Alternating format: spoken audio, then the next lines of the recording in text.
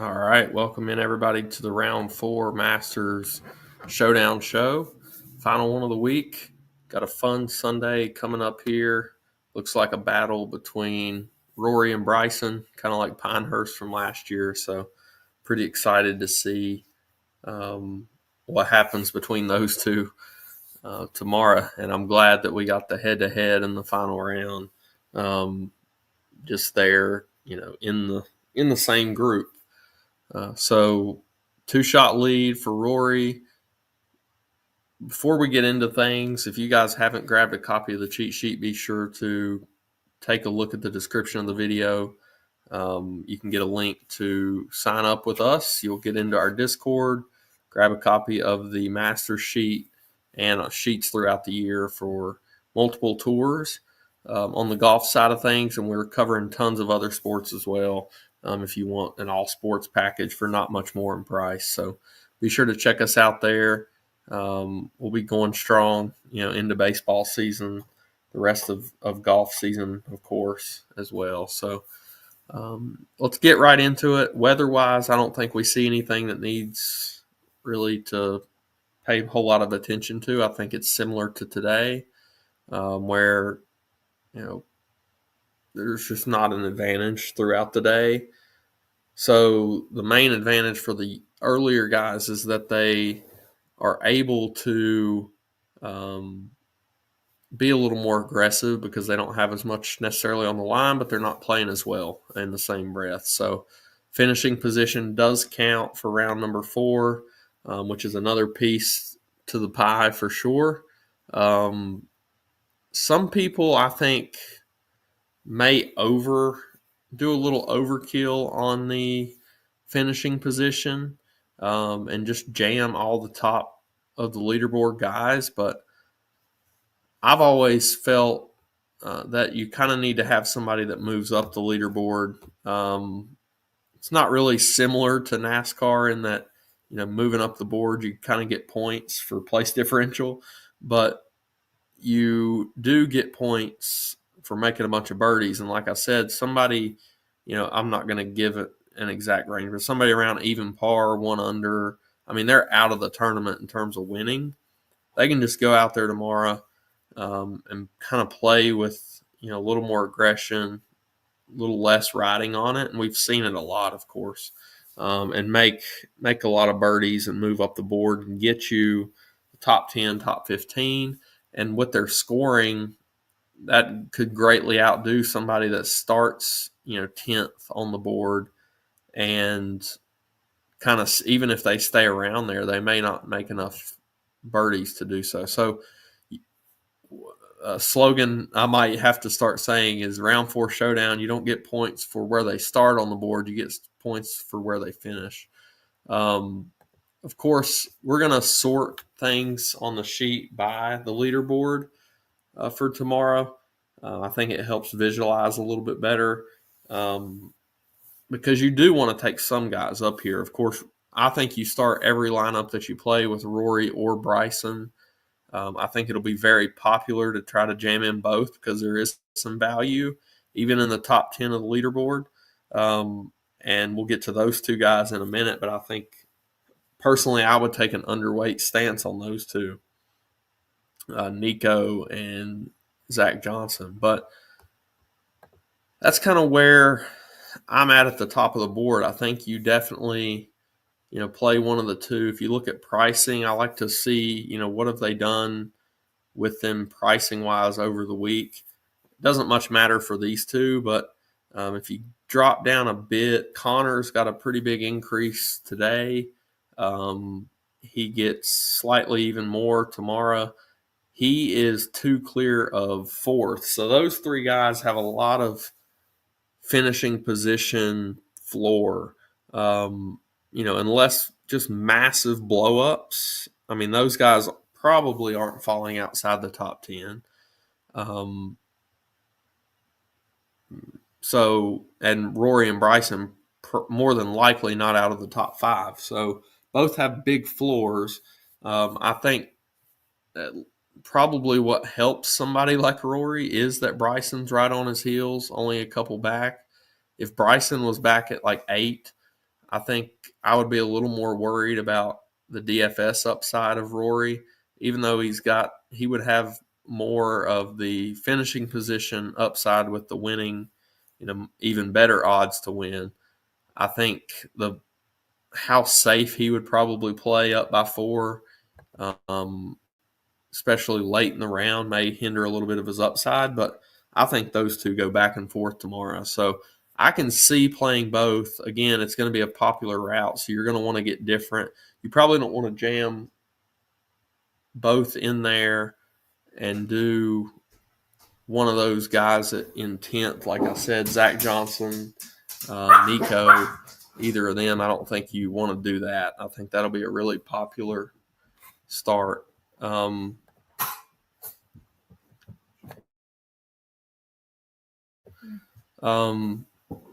I think if you're going to start with those two, and I think, like I said, I think it's viable. I think we'll find somebody else maybe down the board a bit that we can go to. And we'll play around with some builds here in a little bit. But those guys Rory's barely above where he's been all week. Still not higher than Scotty, who sits in 6th right now, 7 back. I don't know. Scotty's a tough one. He got a little discount in ownership today. I think he could get even more of a discount tomorrow. Going to be interesting to see what people do with him. A freewheeling Scotty, to me, probably has quite a bit of upside, especially if you look at him versus Rory and the ownership. I mean, this is going to be one of those days that we haven't had all week where Rory is probably double the ownership of Scotty Scheffler. And, if you look at the finishing position points, if Scotty gets to, let's just say Scotty shoots 4 or 5 under tomorrow and gets to 9, 10, and he's sitting there in the top 3, and Rory, let's just say he wins still and shoots a couple under, he may still get outscored by Scotty. And I think that's an intriguing thought process there. And maybe you could even still play both of them together. I don't think so, unless you're just taking one of these low 6K guys, and there's quite a few of them. So maybe one of them finds a winner. But I think that you could look at that. If we look at some of the stats from these guys up here for the week and today, Rory, again, just good everywhere. He's putting really well, or at least did today. Top 30 for the week. Bryson, not so good with his irons, but he was really good around the green, really good on the greens, and off the tee, of course. Connors, solid everywhere, kind of putted average today. Scotty, it was just another day for him where wasn't great off the tee, and he was, solid everywhere else. He didn't putt as good as he has the rest of the week. But again, I think you could see a bounce back day from Scotty tomorrow at I think a drastically lower ownership. And he's sitting 6th. Something that I may do, DraftKings has over under of the scores. So you can kind of map out what the sports books are saying that players are going to shoot tomorrow. I even thought about, if I can get some time to do it, going through each person's line in the field and putting that out there, and then just run it within a sheet and say this is where they would end up finishing if everybody shot these scores. So I can kind of see what the sports books are thinking. Not necessarily at the top of the field. It's kind of clear. They think, Rory's going to win and Bryson's going to come second. You can look at the betting odds for that, but if you dive into what their score odds are for these people down the board, you can kind of get a good grasp as to what they're thinking with some of these guys. Ludwig is another one. He's in that same group at he's in 4th with Reed at 6 under. Both of those two guys I think are fine options. Reed got a slight increase for the week, but he still didn't even touch 8K, And then you get Ludwig got a price discount from yesterday. Probably bumps his ownership a bit.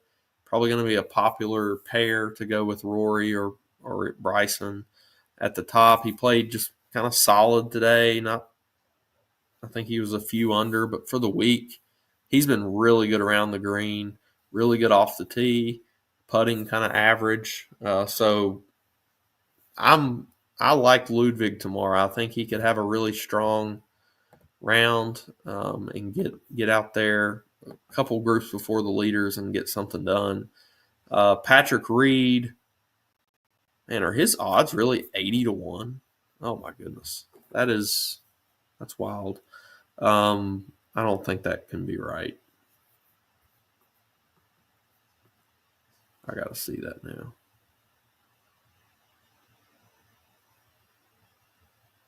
They are 80-1. Wow. I mean, don't get me wrong. I don't think he's coming from 6 back to beat one of those guys. But when you look at some of these odds, like Scotty Scheffler, is it out of the realm of possibilities that he shoots 5 or 6 under? And these guys at the top just kind of don't do what they've been doing this week. I mean, it's not out of the realm of possibilities. But again, we're probably focusing on DFS here. So at the top, again, I think Rory and Bryson are very solid options. I think Connors is another strong option. Ludwig and Reed. Reed is probably going to be popular at that salary. I think Ludwig is a good option. I think all these guys are in play. Scotty would be the pivot play at the top. Connors, do you think he just continues to shoot a few under? Let's while we're on here, let's take a look at some of these round props for these guys, round score, at least at the very top. So there's the sports books. I have Rory at about 70, so a couple under, and they have Bryson at about 71, actually. So they would have Rory extending and winning by 3. Connors, they have Connors shooting right at 71. So their line on him is about 1 under. Maybe I can find a way to factor in the juice and make it's over 71.5 at minus 125. So that would be like 71 3/4, we'll say. Reed is identical to Connors for, again, an 1,100 price discount, and there's 1 position point in between them. So I think Connors, I'm okay listing him as secondary, even though he's in the top 3. J-Day, he is about 71.5 is his line exactly. Ludwig is about 70, right at 71, but about 70 3/4. So here's the one. So Scotty's 69.5 is under is minus 120, over is minus 115. So they've got Scotty shooting, right at the 69.5, which is 3-4 under there. So that would put Scotty, if he hits his line, they're putting him at the 8-9 under range. And, from a DFS perspective, depending on the scoring that he does through the day, could definitely pay off. All these guys are in play. I think you got to pick your favorites. Lowry, 9K, just kind of faltered coming in, but he played overall really good today. And again, he's 9. Rose, I think you can go back to Rose now. Some of the pressure off. He's still 8,300, so I don't know that he's going to get tons of ownership out there. And let me see one thing here.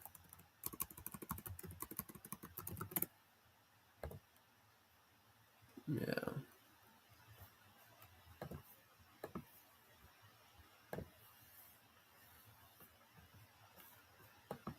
Sorry, I'm updating one thing on the sheet.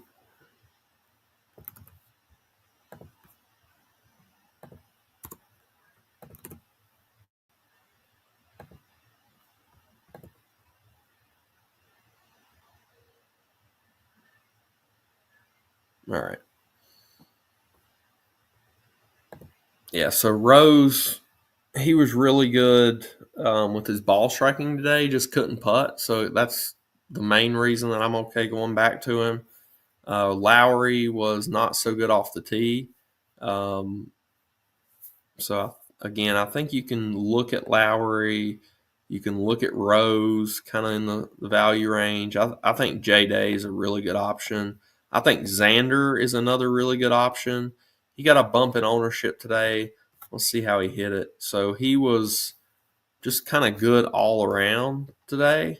Um, Shooting a couple under, hit a lot of greens. I think he's just primed for a similar to what I was saying with him last night. I think he's primed for one of those pretty low rounds that would get him in the top five. So I think you can go there. You're going to see all these guys highlighted till now, because again they're all in play. You just kind of got to figure out your favorites. Mine would be, I would lean toward Bryson at the very top, get you a little more discount. I like Ludwig and Reed over the rest of that group. Scotty's the pivot play, and then I think Day and Xander in that range are really good options. We're getting into the 4 under 10th place guys right now. So Sung Jae did not hit the ball great today. He lost a stroke on approach, gained around the green. I'm going to fade him again tomorrow. Zach Johnson played out of his mind today. I'm not hoping that he's going to back that up. But if you look at these are the two that I said I think are going to get some play down here in 10th. And I think it's Nico and ZJ. And again, it's the starting finishing position that's going to draw people in, and the price being the very low sixes. And to me, I know it makes a lot work.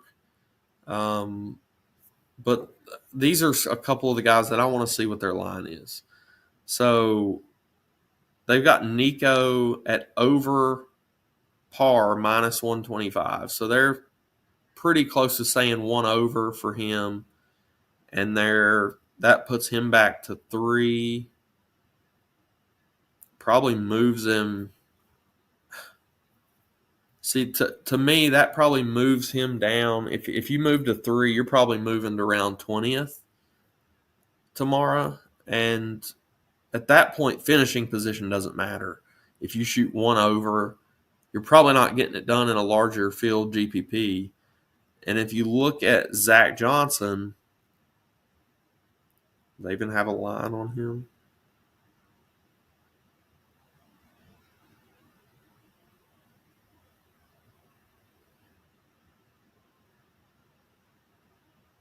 Yeah. So Zach Johnson is over par minus 140. So that's even farther. So you're looking at, again, the 1 to 2 over range is where the sports books have him. If he shoots that tomorrow, he's not going to be on the winner. You've got guys that, even 1, 2, that if they shoot a good round and get you to, they shoot 3, 4 under par, like you're going to need anyway, especially in the large field stuff. I just don't see them backing up and shooting 3 under tomorrow. So to me, I'm going to fade those two guys and take leverage. I know it opens up a lot, but I don't care what it does for me if they shoot a couple over par. That's not going to do enough. So I'm going to fade those guys, but understand that is probably going to be a little unpopular of an opinion because of the starting position of where they're at. But again, it's not where you start, it's where you finish. Colin, 3 under for the week, shot even today. Another solid ball striking round, just really not good around the green and stuff today. He's bumped up to 10-1 from 99 yesterday. I think you can definitely go back to Colin in tournaments. Victor, he was solid throughout the week. He's been decent. Today, let's see exactly what he did today. So 1 over, lost 2 on approach, and that was pretty much what did it in for him. I don't think I'll hop back on Victor today, but you could do it. Homa is another, honestly, that I would lump in this same group that, they've been playing solid. They're $6,400 starting in the 14th spot for tomorrow. He was not hitting fairways today. Hit half the greens. Did gain on approach. So, sure. But again, I just don't like the thought of trying to have him shoot another few under round. And could he do it? Sure. I don't think he does, personally. There are a decent volume of these guys, and we're going to get to 2 that I actually do like now. And that would be Hoagie, who I think is a fine option, and then Davis Thompson, 6,800. That's the type of guy that I would want. He's a couple farther down. He was really good with his irons today, not very good off the tee. He's second for the week in the field on approach. He gained almost 3 strokes with his irons today. And if he puts himself in a little bit more of a position off the tee, he's about flat for the week, but he lost a stroke off the tee today. I think he can definitely have a low round tomorrow. The 3 under type round from him would put him up probably into the around pushing the top 10 for sure. So I like Davis Thompson. Spieth got another discount. We've seen him on Sundays make charges before, and Spieth had a really good putting day, just kind of a decent overall day for him, shooting 3 under. So I think you can definitely go to him in tournaments. Hoagie was another guy that I mentioned. Hatton, he had a pretty bad round today. The ball striking just went away, so I think I'll stay off of him. But Hoagie, he was solid all around. I think you can go to him as well. Similar type play to Davis Thompson. Ben On is another guy. So I like these 3 much more than the guys that are probably going to be much higher owned above them that are starting just a couple spots farther up. So Ben On, really good ball striking day, gained 3.3 with his irons, gained off the tee, didn't make very many putts, which is normal for him. Do a little formatting. I think there's a mistake there.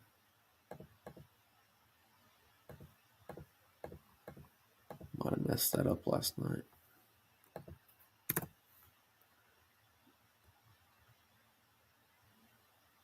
All right. So those are some guys that I like. This is a guy that I'm interested to see how he played today, was Højgaard. And I was off of him coming in today. 3 over for round 3. Does he bounce back tomorrow? Definitely could take a shot. Grazerman bailed with the putter again. Today, shooting a few under par. I don't love him, but he is 6,500. John Rahm, it was all putter for him, and he kind of, the reason or that occurs, and then he kind of faltered there towards the end of the round. 9,600. I don't think I'll get there. Harris English. Let's see. Harris was 1 over today, lost with his irons. The ball striking kind of went away.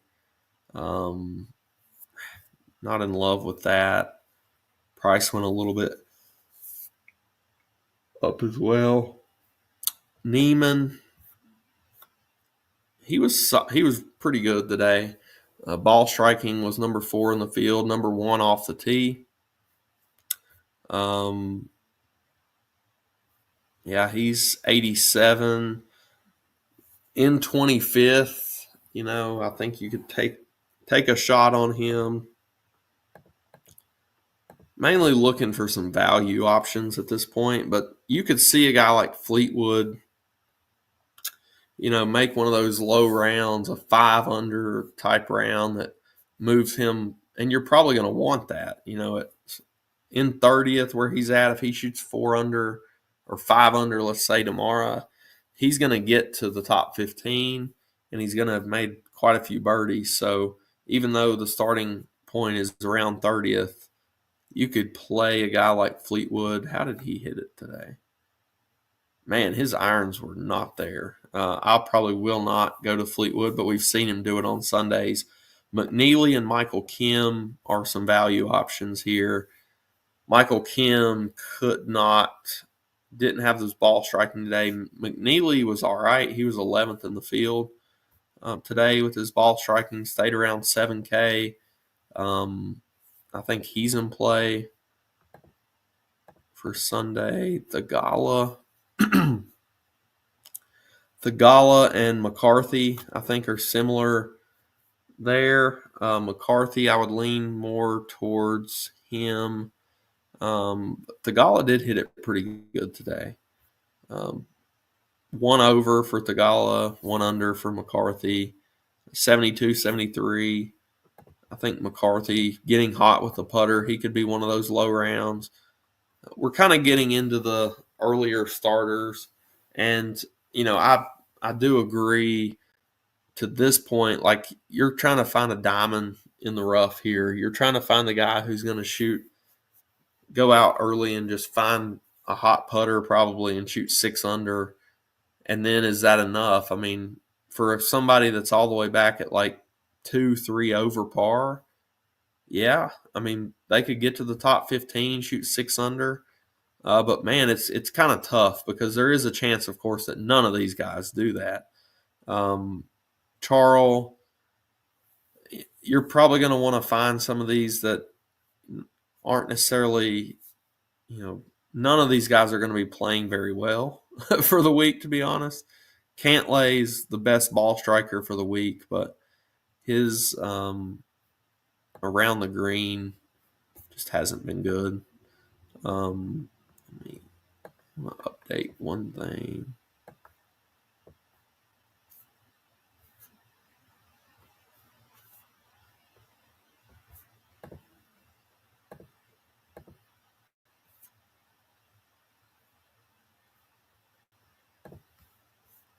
All right.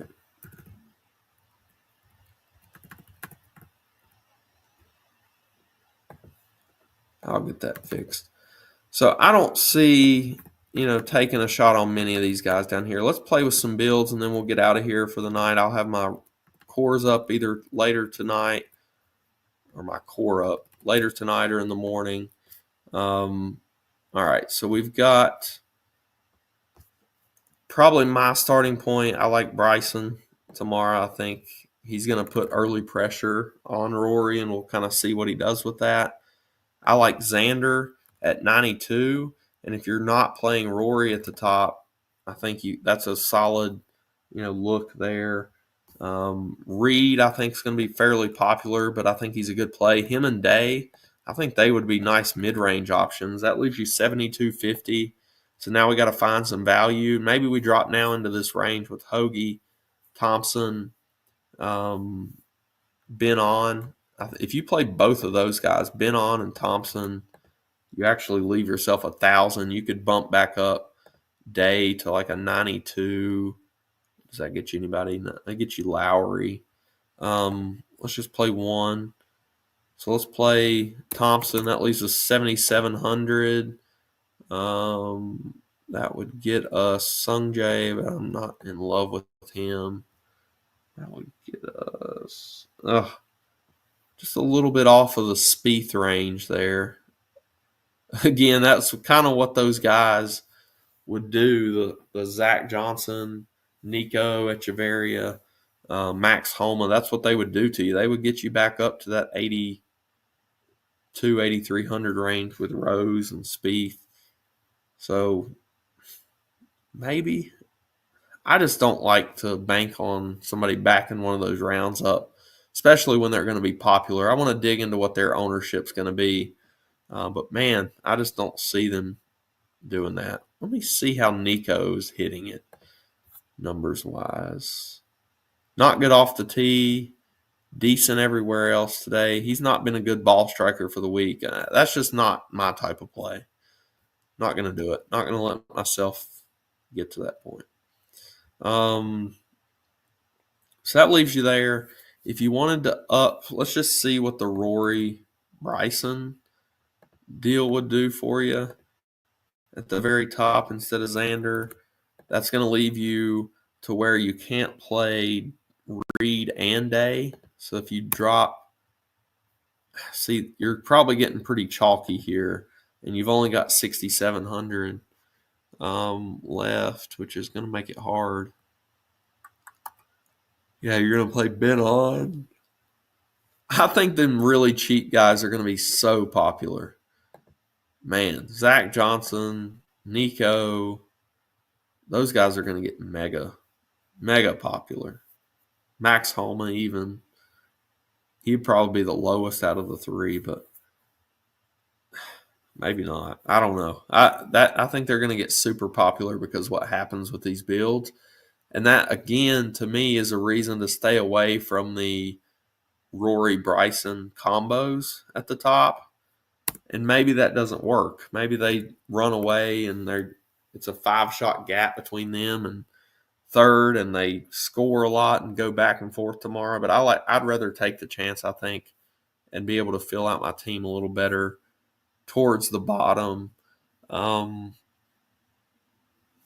try a Ludwig Bryson start instead of the Xander, and that's going to lower us even more in salary.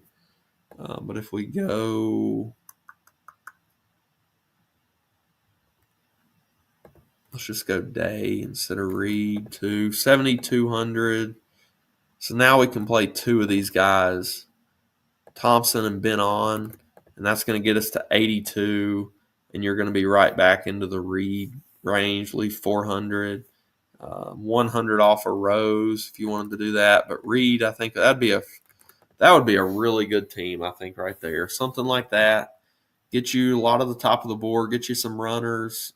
That would be in contention to be one of definitely my core main team. I'm actually going to leave that as my core on the site for now. So you guys can see that.